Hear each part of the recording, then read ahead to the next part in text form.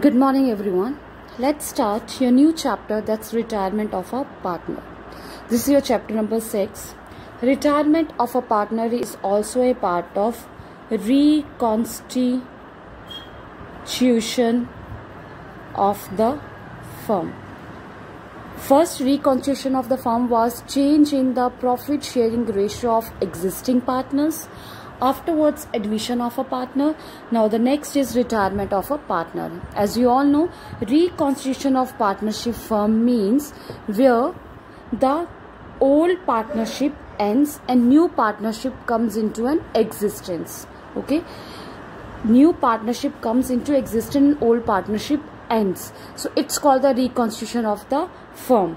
That means new partnership deed needs to be made. Now one partner is ceased to be the partner of the firm. Retirement of a partner means a partner ceasing to be partner of the firm. एक partner उनमें से अब partner नहीं रहा. Okay, suppose there are 3 partners A, B and C. C अब उस firm का partner नहीं है, उसने retirement ले ली है और वो कह रहा है कि I will not be the partner of the firm anymore from today onwards. That's called the retirement of a partner. Partner ने बीच में रिटायरमेंट ले ली है. अब जो पार्टनर्स बचे वो सिर्फ कितने पार्टनर बचे हैं? 2, और दैट इज A और B. अब जो पार्टनर रिटायरमेंट है वो कब कब ले सकता है? That can be 3 cases. Number 1, if there is an agreement to that effect. अगर उस रिटायरमेंट के लिए उनके बीच में पहले एग्रीमेंट हुआ हो कि इतने सालों के बाद मैं रिटायरमेंट ले लूंगा, that's a retirement of A partner. If all partners agree, अगर in between he wants to take a retirement और सारे पार्टनर agree कर रहे हैं, then he can take retirement. If partnership is at will, partnership is at will means अपनी मर्जी से उसने पार्टनरशिप ज्वाइन की थी और बोला था कि इतनी डेट को, कोई भी डेट हो सकती है, he will retire, मैं रिटायर हो जाऊंगा. Okay, then he can get retirement from the firm by giving a notice to the remaining partner. बाकी partners को notice देने के बाद he can be retired from the firm. So these are the 3 cases. This question is important from the theory point of view. What are the 3 cases when a partner ceases to be retired of partner ceasing to be the partner of the firm? Okay. Now next, what are the liability of the retiring partner? जो partner retire हो गया उसकी liability के लिए क्या?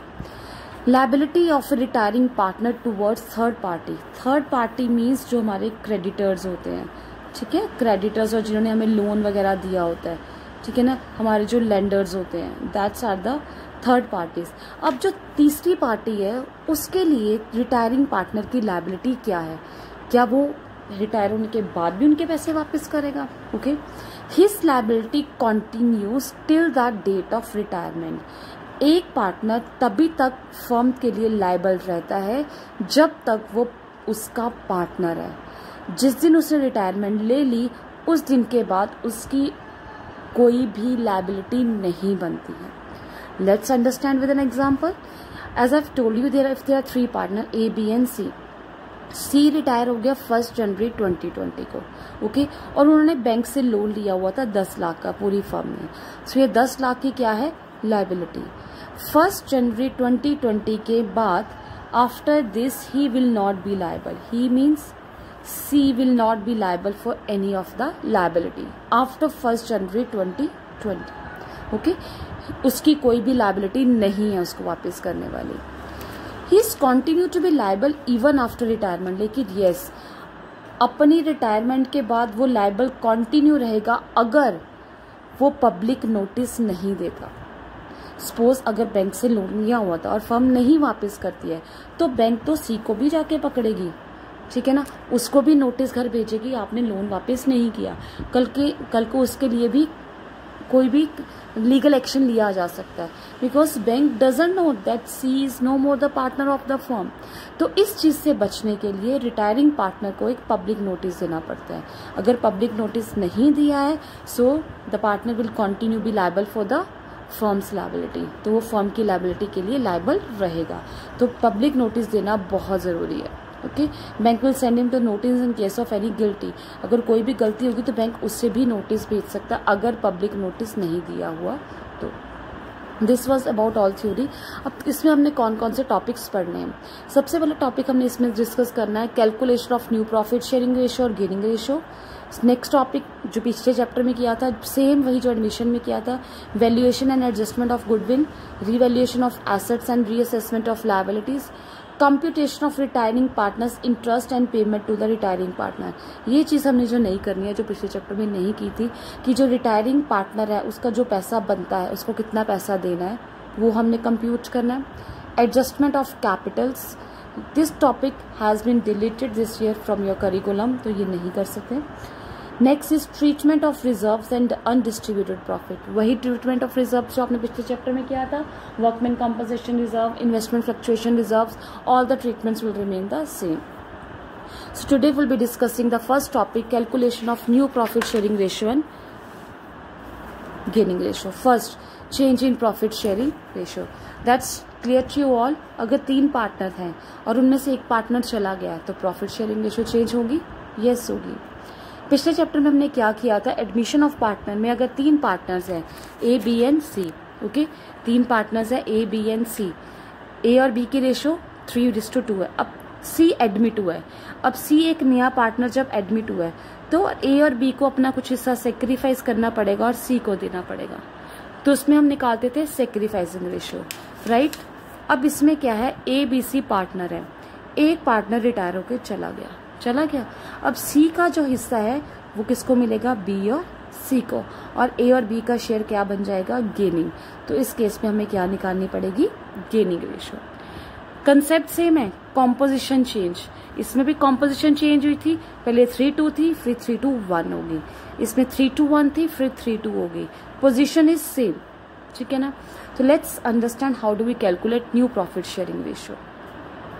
New profit sharing ratio calculate करने के लिए आपके पास 2 केसेस है, केस 1 हो सकता है और केस 2 हो सकता है। Case 1, if question is silent, अगर क्वेश्चन में कुछ भी नहीं लिखा, no future agreement, future agreement के बारे में भी नहीं लिखा, तो उस केस में जो भी हमने यूज करनी है पुरानी रेशियो ही यूज करनी है, right. Let's understand with an example. Suppose अगर 3 पार्टनर है ए बी और सी, सी फर्म से हो गया रिटायर, कहता I will not be the partner of the firm any more, okay. तो ए और बी, इफ सी रिटायर, अगर सी रिटायर होता है तो न्यू रेशियो क्या आएगी, 3:2 रहेगी, ओके। और गेनिंग रेशियो भी 3:2 ही रहेगी, कोई भी चेंज नहीं आएगा। You can calculate also, you will get the same answer. इसमें आपको कोई वर्किंग नोट करने की जरूरत नहीं है, you can write direct answer. I repeat again, if there is no future agreement regarding the new ratio of the old partners, then new ratio and gaining ratio will remain same। और अगर suppose ए retire हो जाता है तो new ratio क्या बन जाएगी, 2:4, और गेनिंग रेशियो क्या बन जाएगी, 2:4। Same new ratio and same gaining ratio will same. Second case हो सकता है ऑफ वाला। अब ऑफ वाले में क्या है, मल्टीप्लाई एंड ऐड। ऑफ में क्या करना है, रिमेंबर पहले मल्टीप्लाई फिर हमने क्या करना, add. That means retiring share will be taken in the specified ratio. जो पार्टनर निकल के गया है, सी निकल के गया है, ओके। सी का शेयर क्या था, ऊपर हमने देखा 1/6, 2/6, 3/6। अब 1/6 जब सी निकल के जा रहा है, वो कह रहा है कि मेरा हिस्सा ए और बी जो अब आपस में बांटेंगे तो एक स्पेसिफिक रेशियो में बांटेंगे, पुरानी रेशियो में नहीं बांटेंगे, ठीक है ना। अब वो स्पेसिफिक रेशियो क्या होगी, वो क्वेश्चन में दी होगी। जैसे ए बी सी 3 पार्टनर है, तीनों की रेशियो है 5:3:2। बी चला गया फर्म छोड़ के, 5/10, 3/10, 2/10, ओके। अब जो बी का हिस्सा वो 3 है, ठीक है ना। अब बी ने कहा कि मेरे जाने के बाद जो मेरा हिस्सा है, ए को कितना मिलेगा, 2:1 रेशियो में बांटेंगे, 2/3, और सी को कितना मिलेगा, 1/3 मिलेगा। Did you get my point. जो 3/10 उसका हिस्सा है, 3 हिस्से हैं, उसके 2 हिस्से ए को मिलेंगे और 1 हिस्सा सी को मिलेगा, ये उन्होंने डिसाइड किया। इस साइलेंट में उन्होंने कुछ डिसाइड नहीं किया था, वो पुरानी रेशियो में ही बांट रहे थे। चलो कहते हैं ठीक है। अब ए का क्या हुआ, कैसे निकालेंगे, multiply and add. A is old share, जो उसका पुराना शेयर वो तो उसके पास ही रहेगा, प्लस न्यू शेयर टेकर, जो उसने नया शेयर लिया है। ए का पुराना शेयर क्या था, 5/10, प्लस उसको और कितना मिला, जो सी बी का 3/10 था उसका 2/3 मिला, कट किया 2/10, 5/10 उसका पहला था, 2/10 उसको और मिल गया, तो टोटल उसका हो गया 7/10। बी का तो शेयर ही 3/10 था और वो रिटायर हो गया, अब 3/10 का तो 2/10 उससे मिल गया। सी का क्या है, पुराना शेयर कितना था 2/10 प्लस उसे नया कितना मिला 3/10, किसका शेयर था बी का, उसका 1/3 शेयर मिला, 1/3 कट हो गया, सो 2/10 प्लस 1/10, तो उसका शेयर कितना हो गया 3/10। तो इसकी न्यू रेशो की आ गई 7:3, 7:3। अब जस्ट सी, इसमें भी गेनिंग रेशो निकालने की जरूरत नहीं है, अगर आप नहीं निकालोगे तो भी सेम आएगी। कैसे, गेनिंग रेशो क्या आएगी, उसने उसके 2 शेयर लिए, उसको 2 का गेन हुआ, उसने उसका 1 शेयर लिया, उसको 1 का फायदा हुआ, तो gaining ratio is 2:1। Very simple to calculate. लेकिन न्यू रेशो कैलकुलेट करने के सिर्फ ये 2 तरीके हैं, या तो क्वेश्चन साइलेंट होगा या ऑफ वाला कॉन्सेप्ट होगा। क्लियर।